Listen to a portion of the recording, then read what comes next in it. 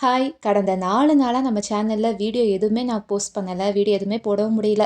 பாப்பாவுக்கும் எனக்கும் பார்த்தீங்கன்னா, மாத்தி மாத்தி கொஞ்சம் உடம்பு சரியில்லாம போயிருச்சு.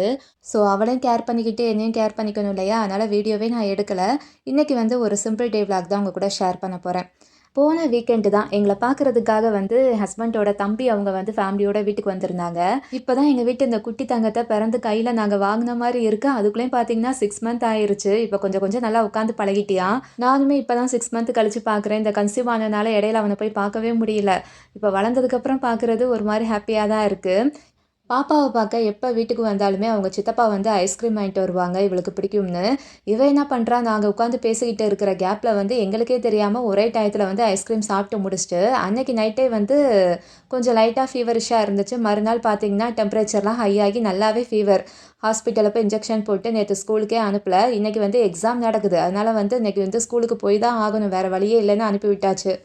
ரொம்ப டயர்டா தான் இருக்கா. ஆனா, நேத்த விட இன்னைக்கு வந்து கொஞ்சம் பெட்டர்.